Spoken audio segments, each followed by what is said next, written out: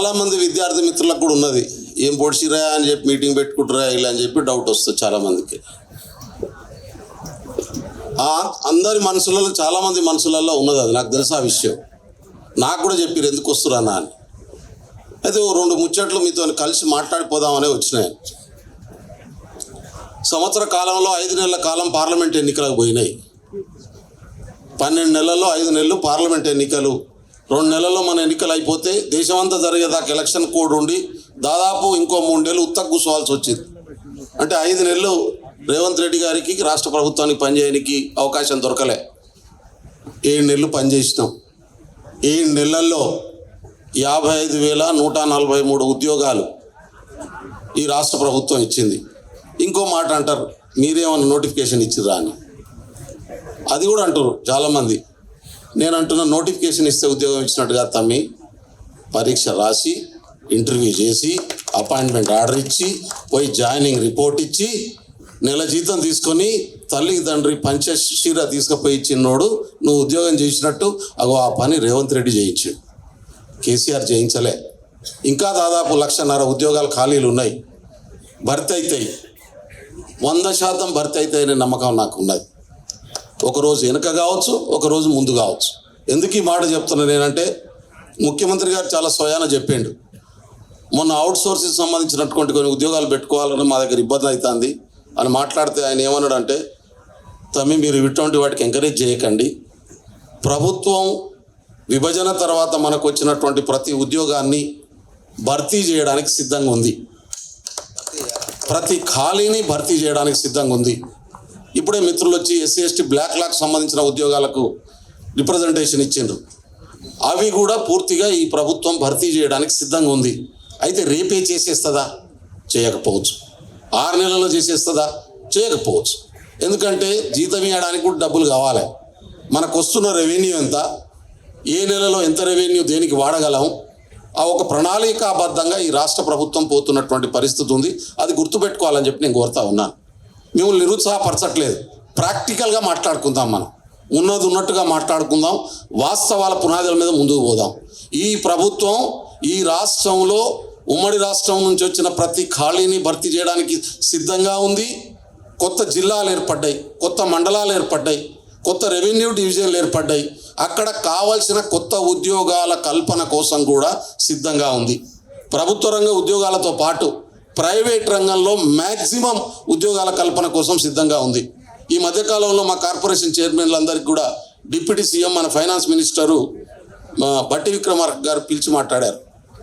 పైసలు లేవు, ఊకే సతాయించకండి, పైసలు ఉన్నది చెప్పిండు ఆయన. ఇగో ఇంత ఆదాయం వస్తుంది, ఇంత ఖర్చు వస్తున్నది, ఈ ఆదాయం ఖర్చు మధ్యన దాదాపు 2-3 వేల కోట్ల గ్యాప్ ఉన్నది. ఇగో ఇంత రెవెన్యూ జనరేట్ చేయడానికి కావాల్సినటువంటి కొత్త ప్రణాళికలు తయారు చేస్తూ ఉన్నాం. ఒక 6 నెలలు పట్టవచ్చు. ఈ 6 నెలల్లో ఖర్చుకు ఆదాయానికి మధ్యన గ్యాప్ను ఫిలప్ చేసేటటువంటి పని చేస్తూ ఉన్నాం.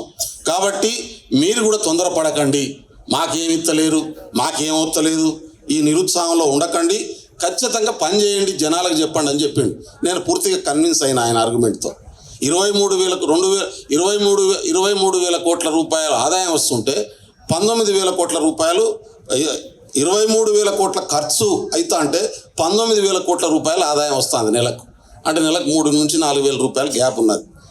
ఆ 4 ఎందుకు ఇదంతా జరిగిందంటే, గత 10 సంవత్సరాల్లో 16,000 కోట్ల రూపాయల అదనపు బడ్జెట్తోని ఈ ప్రభుత్వానికి కేసీఆర్కు ఉమ్మడి రాష్ట్రం నుంచి అప్పచెప్తే సర్వనాశనం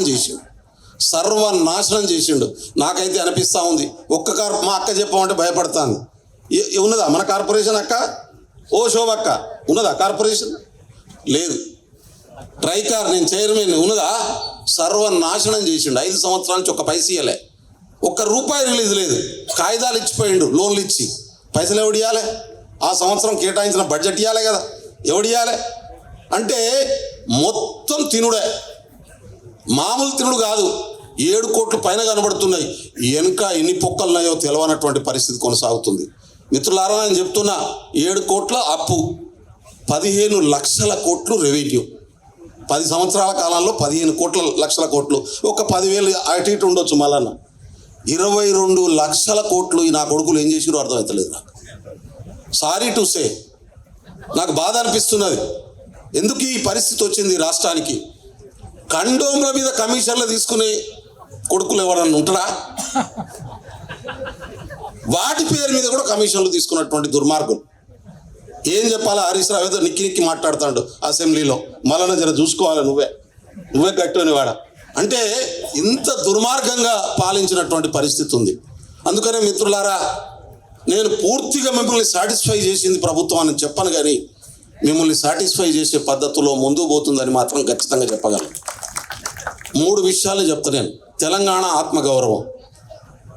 ఇదే డయాస్ మీద గద్దరన్న తన జీవితకాలం పనిచేశాడు.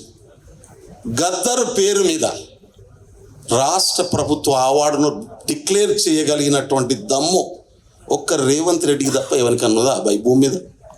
ఎందుకు ఈ మాట చెప్తున్నా నేను? అంతకుముందు నంది అవార్డు, ఇప్పుడేం అవార్డు? గద్దర్ అవార్డు. ఏం అవార్డు? ఇవాళ సినిమా పరిశ్రమలో ఉన్నటువంటి చాలామందికి ఇష్టం లేదు, పైన ఏదో మాట్లాడుతున్నారు. సందర్భం వచ్చిన ప్రతిసారి రేవంత్ రెడ్డికి వ్యతిరేకంగా, కాంగ్రెస్ ప్రభుత్వానికి వ్యతిరేకంగా మాట్లాడడం వెనుక ఉన్నటువంటి ఉద్దేశం గద్దర్ అవార్డు. గుర్తుపెట్టుకోండి. ఎందుకు చెప్తున్నా ఈ మాటను, ఎందుకు ఈ మాట మాట్లాడాల్సి వస్తుందో, ఎంత అహంకారపూరితంగా ఉన్నారో చాలామంది పెద్దలు, సినిమా పరిశ్రమల వాళ్ళు. నిన్న మళ్ళా అద్భుతంగా ఆ పిల్లగాన్ని పోయి కలిసి వచ్చి మాట్లాడింది, ఆయన చెప్తారు ఆ విషయాలని. కాబట్టి మిత్రులారా, ఏ తెలంగాణ ప్రజల సాంస్కృతిక విలువల్ని ప్రతిబింబించే మనిషి ఉన్నాడో ఆ మనిషి పేరు మీద అవార్డు ప్రకటించిండు రేవంత్ రెడ్డి గారు, తప్ప తెలంగాణ ఆత్మగౌరవాన్ని. మా కేసీఆర్ యాదాద్రి అని పెట్టిండు. యాదాద్రి మన సంస్కృతి అనయ? ఆంధ్రోల సంస్కృతి. యాదగిరి గుట్ట మన సంస్కృతి. అది ఆత్మగౌరవాన్ని నిలబెట్టేటటువంటి ఫామ్. సింహాద్రి అప్పన ఆడుంటాడు ఆంధ్రలో, తెలంగాణ ఉన్నాడు. యాదగిరి గుట్ట అనేది మన సంస్కృతి. దాన్ని మళ్ళీ రిస్టోర్ చేసిండు. చాకలి ఐలమ్మ పేరు మీద మహిళా యూనివర్సిటీ. దానికి ఇంతవరకు ఆ యాక్ట్ను మాడిఫై చేయలే. ఇవాళ దావన దగ్గర కూర్చొని వచ్చిన అసెంబ్లీకి పోయి దానికి సంబంధించిన ప్రిపరేషన్ అంతా చేస్తూ ఉన్నాడు ఆయన. అంటే ఎక్కడెక్కడ ఏది చేయకుండా వదిలేసిపోయిరో అన్ని క్లియర్ చేసే పనులు నడుస్తున్నటువంటి పరిస్థితి ఉంది. ఎక్కువ టైం తీసుకొని ఒకటే నిమిషం. ఆత్మగౌరవాన్ని కాపాడే పని ఒకవైపు చేస్తూ, ఆర్థికంగా అభివృద్ధి చేసే పనిని ఇంకోవైపు చేస్తూ, ఉద్యోగాల భర్తీ కల్పన చేసే ఇంకో చేస్తూ, రెవెన్యూను జనరేట్ చేసే పని ఇంకోవైపు చేస్తూ, సమగ్రమైనటువంటి రాష్ట్రంగా తెలంగాణ రాష్ట్రాన్ని, తెలంగాణ కంటెంట్తో ముందుకు తీసుకెళ్లేటటువంటి ప్రయత్నం రేవంత్ రెడ్డి గారు చేస్తూ ఉన్నారు. మొన్న చూసిరు మీరు 9 మంది తెలంగాణ ఉద్యమకారులను గుర్తించి గౌరవించినటువంటి పరిస్థితి. ఇది 9 మందితో ఆగదు. రేపు 90 మంది అవుతుంది, 900 మంది అవుతుంది, 9000 మంది అవుతుంది. ఖచ్చితంగా కాబోతున్నది. మీరు వెయిట్ చేయండి అని చెప్పి నేను కోరుతా ఉన్నాను. అందుకని మిత్రులారా, షెడ్యూల్ ప్రకారం ఉద్యోగాలు భర్తీ అవుతాయి. మీరు రెడీగండి. ఎవడు చెప్పినటువంటి లగముచ్చట్లు చెప్పేటటువంటి వాళ్ళ ఆ లంగల మాటలను పట్టించుకోకండి. ఖచ్చితంగా ఈ రాష్ట్రంలో ఉన్న ప్రతి ఉద్యోగం భర్తీ అవుతుంది. సంవత్సరంలో కావచ్చు, 2 సంవత్సరాలు కావచ్చు, ప్రతి ఉద్యోగం భర్తీ అవుతుంది. ఇంకో మాట కూడా చెప్తా ఉన్నాను. తెలంగాణ ఆంధ్రప్రదేశ్ విభజన తర్వాత 48% ఉద్యోగులు ఆంధ్రకు పోయినరు. 58% ఉద్యోగులు ఆంధ్రకు పోయినరు. 42% ఉద్యోగాలు మనకు వచ్చినాయి. అయితే చాలా డిపార్ట్మెంట్లలో ఇంపార్టెంట్ పొజిషన్లో కావాల్సినటువంటి ఉద్యోగాలు, కొత్త ఉద్యోగాల క్రియేషన్ రాష్ట్ర ప్రభుత్వం చేయాల్సి ఉంటుంది. ఫర్ ఎగ్జాంపుల్, మాది ట్రైబల్ ఫైనాన్షియల్ డెవలప్మెంట్ కార్పొరేషన్. మాకు ఎండి అనే ఒక పోస్ట్ ఉంటుంది. ఆ పోస్టు అటు వెళ్ళిపోయింది ఆంధ్రకు. అక్కడ ఒక ఎండి పోస్ట్ కొత్త శాంక్షన్ కావాలి. ఈ లంగలు చేయలే. అన్ని ఎండి పోస్టులు ఎక్స్ అఫిషియో పేరు మీద కొనసాగుతున్నాయి అన్ని కార్పొరేషన్లు. ఎందుకంటే అవన్నీ ఆంధ్రాలో కొట్టుకుపోయారు. సూపరింటెండెంట్ పోస్ట్ ఒకటి ఉంటుంది, అది ఆంధ్రాకి పోయింది. సూపరింటెండెంట్ ఎక్స్ అఫిషియో, ఫైల్ రాష్ట్రంలో లేడీడా. కాబట్టి ఇవన్నీ కూడా దృష్టిలో పెట్టుకొని రేవంత్ రెడ్డి గారు, బట్టి విక్రమార్క గారు, రాష్ట్ర ప్రభుత్వం మొత్తం క్యాబినెట్ ఒక ప్రణాళికాబద్ధంగా పద్ధతి ప్రకారం ముందుకు పోతుంది. కొత్త ఉద్యోగాలు ఇప్పుడే ప్రొఫెసర్ మాట్లాడుతూ చెప్పాడు మా అన్నగారు. తెలంగాణ ఉస్మానియా యూనివర్సిటీలో 1260 పోస్టులలో దాదాపు 800 పోస్టులు ఖాళీ ఉన్నాయి, ప్రొఫెసర్ పోస్టులు. ఇక్కడ ఈ ఉస్మానియా యూనివర్సిటీలో ఖాళీ ఉన్నటువంటి పరిస్థితి ఉంది. వీటిని కూడా భర్తీ చేస్తారు. టెక్నికల్ ఎంప్లాయీస్ సంబంధించిన పోస్టులు ఖాళీ ఉన్నాయి. ఆల్ యూనివర్సిటీస్ భర్తీ కాబోతున్నాయి. అయితే ఏమున్నదంటే బడ్జెట్కు సంబంధించినటువంటి కన్స్ట్రెయిన్స్ ఉన్నాయి. అవి ఒక్కొక్కటి పరిష్కారం అవుతాయి. 1-2 సంవత్సరాల్లో పూర్తి స్థాయిలో పరిష్కారం అవుతాయి. ఎవడు ఎన్ని అడ్డంకులు క్రియేట్ చేసినా ఆగదు. ఖచ్చితంగా మీరందరూ కూడా ఉద్యోగాల్లో ఉంటారని చెప్పి తెలియజేసుకుంటూ, ఈ అవకాశం ఇచ్చిన మా మిత్రునికి మరొకసారి ధన్యవాదాలు తెలియజేసుకుంటూ, యుద్ధ ప్రాతిపాదిక మీద రైట్ డైరెక్షన్లో పోతున్నటువంటి ప్రభుత్వానికి కూడా నేను ధన్యవాదాలు తెలియజేసుకుంటూ ముగిస్తాను.